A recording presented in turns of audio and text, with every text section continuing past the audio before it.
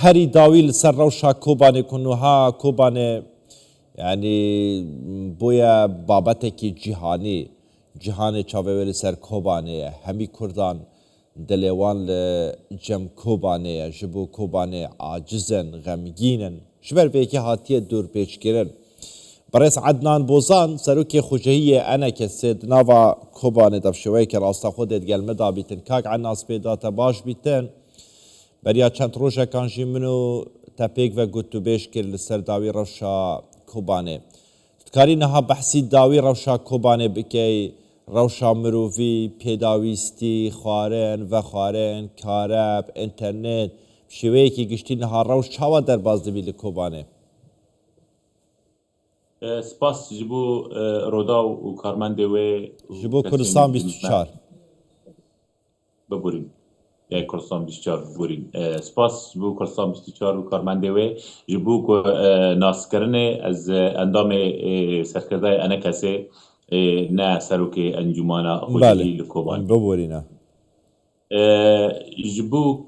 rewşa Kobanî bi tevaî û ew dorpêçkirina ku hîro wek ku ana di rapora werda hatî ku dorpêçkirineke xeniqî ye bi rastî ro bi ro zehmetî zêde dibe, ro bi ro zehmetî çê dibe, ew kel û belên ku li bazarê hebûn kêm dibin, berve nemayînê darin. Ku ew serma û seqa û berfa ku ser me de hatî ew berfa hanê zêdetir kir, barê xelkê giran kir, zehmetî zêde kir. Kobanî ku ji bo ku ino wek temaşevan zanibin tiştekî nehat guhertin bîtir bervî krîz bervî zêdebûnê çû, bervî xerabî çû. Belê Kak Ednan. Kak Ednan barım Kak Ednan eger tu ji min re bêjî yani ev rewşa niha li Kobanê heye ev çend rojan hatiye dûrpêçkirin yanî li gorî dîvçûnên hewe ji bo bajêr li gorî axiftinên ji xelkî bi wetên ev pîdawîstiyên berdest heta kengî berdewam in yani heta kengî di têra wekin xwarin vexwarin taybet şîrê zarokan yani heta çend rojê din eger derîh neyne vekirin karesatên mirovî dê li Kobanê rodan.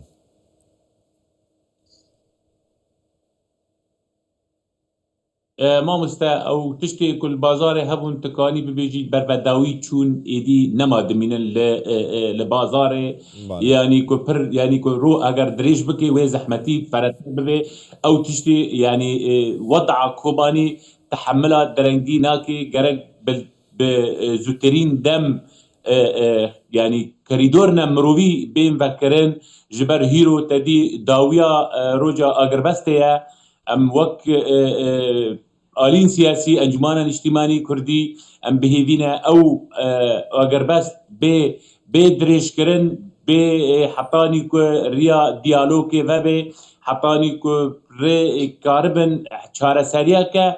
dirêj û daîm ji wed'ê Kurdistana Sûrî û Kurdan bi tevahî û bi taybet jî ji Kobanî re ew bê dîtin. Rast e Agirvest hat seknandin lê rê nehat vekirin û tiştek derbasî Kobanî nebû û xelkê Kobanî nikabû xwe bi derekê gîhanda ku hetanî kel û belê xwe ku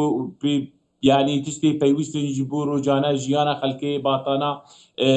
peyda kirin. Soz ne hene yani soz dayine ku xêrxaziya Berzanî wê derbasî Kobanî bî û hinek rêxistinên din wê derbas bibin cîz pasînek Herêma Kurdistanê Serok Mesûd Berzanî ku bi rastî ji kilîlka ku Kobanî û teverê Kurdistana Sûrî ket vê krîza hanê ew rûne niştî hertim û tim tiştê ku ji dest wî hatin çi di alî siyasî da çi dê diplomasî da çi dê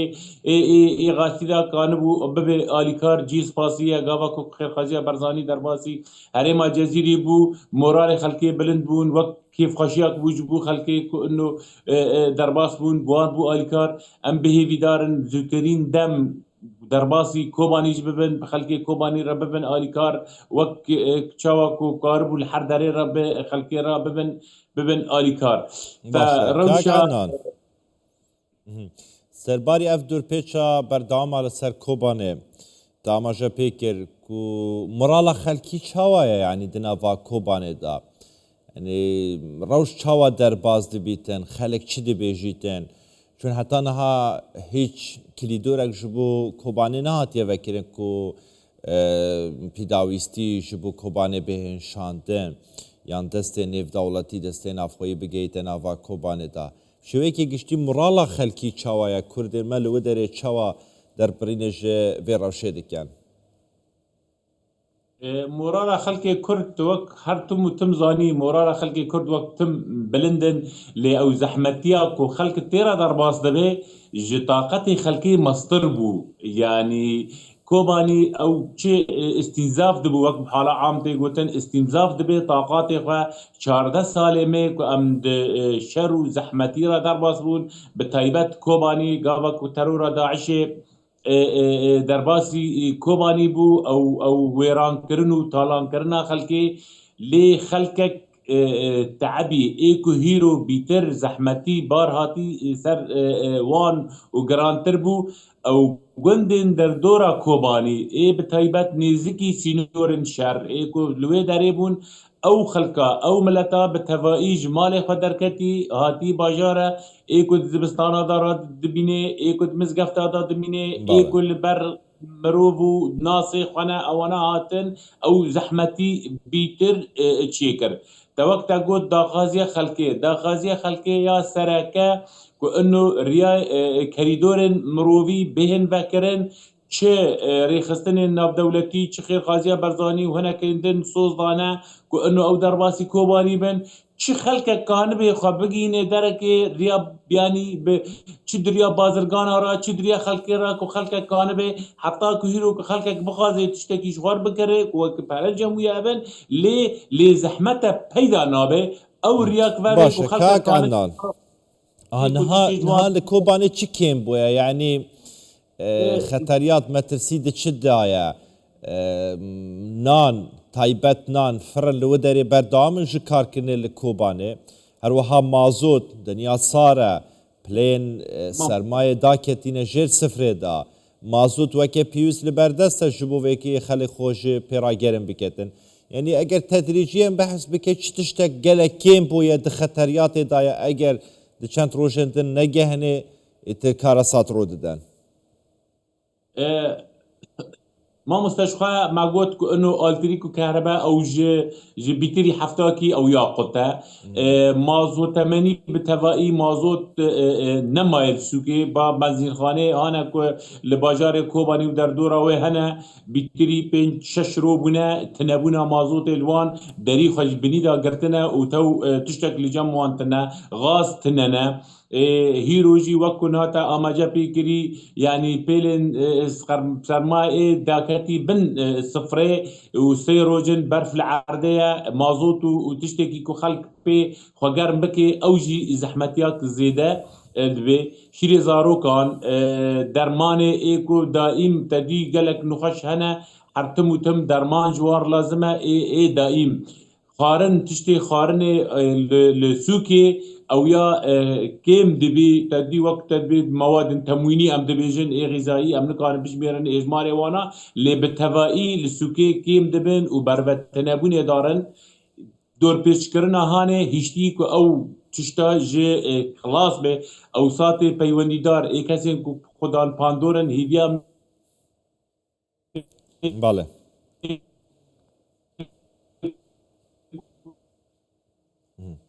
زۆر باشە کاکانان هەندزانن نەها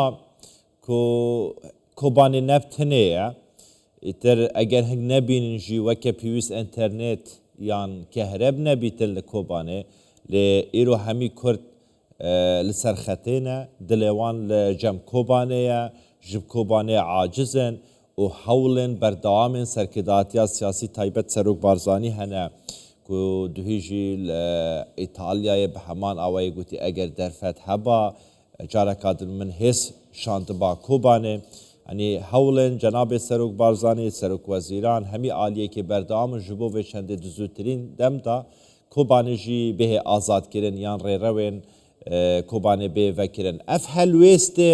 Kurdan li ser taserî cîhanê serkirdatiya siyasiya Serok Barzanî heng çawa dinirxînin وەکو نامد دەستپێکێ لە گوتی ئەم سپاسیا سەرۆک بەرزانی و هەرێما کوردستانê dikin bi rastî destpêka krîza Kurdistana Sûriyê ku dest pê kirî çawa em Kurdên Sûrî em bi rehet nemane û nejiyane ew belkî ji me bîtir xemxwarê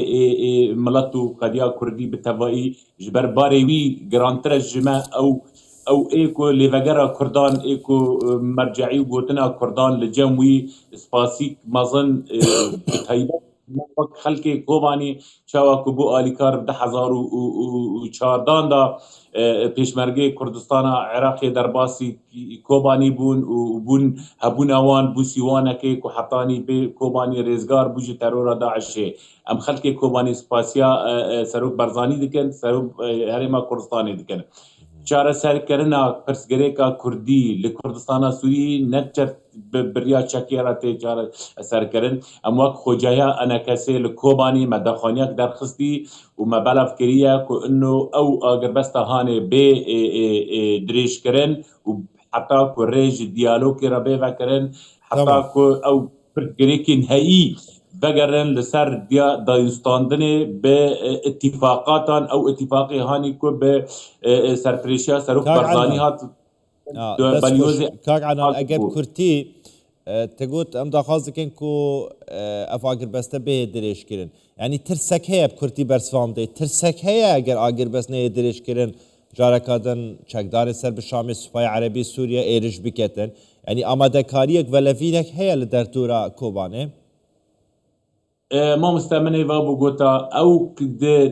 di jiyanê bi tevahî da ew itîfaq û lihevkirinê siyasî berî ê leşkerîne gava ku lihevkirinê siyasî tune bin her tim û tim metirsî hê û metirsî leşkerî wê hebin û ne hîro bê wê sibê bê her tim û tim wêzkirînî gerek hikûmeta Şamê derî li riya şanda hevbeşt ya ku ji konferansê 26 Nîsanê derketî ê ku tevahî Kurdên Sûrî û partiyên alîn siyasî li ser erê kirî heta ku kanibin çareseriyeke siyasî ji bo netewa Kurdî û bi tevahî Sûrî netewa Kurdî heta ku kanibin mafê Kurdan bêhin septandin di distûra Sûrî da ku ev çareseriya siyasî ku heger çê bibe li ser wê ava dibe çareserî ticari çekê û şer çareserî ji mileta ra ji xelkê ra bixwar neanîne lê mexabin li Sûrî piştî rûxandina rejîma Beşar el Esed her tim û tim ewlawî dan alî çekê û alîn siyasî hatin paşguhkirin hîro hîviya me bi taybet jî xelkê Kobanî ku wek me gotî di wê dorpêşkirina hanê de tevahî xelkê ku em xelkê ku li wan guhdar dikin dibên bira herin em herin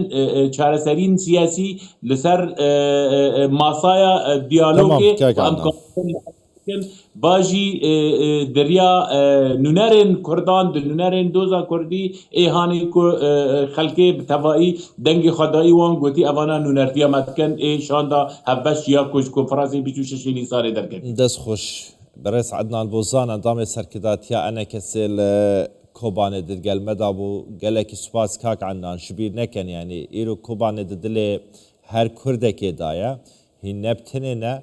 yani pişrastim hewlên siyasî û diplomasiyên Serok Barzanî û serkirdatiya siyasiya Kurdan di çend rojên dahatî da îtir derî li hember Kobanê dihên vekirin û alîkarî dêgehên Kobanê û Kobanê dê her li ser pêyan mînîtin.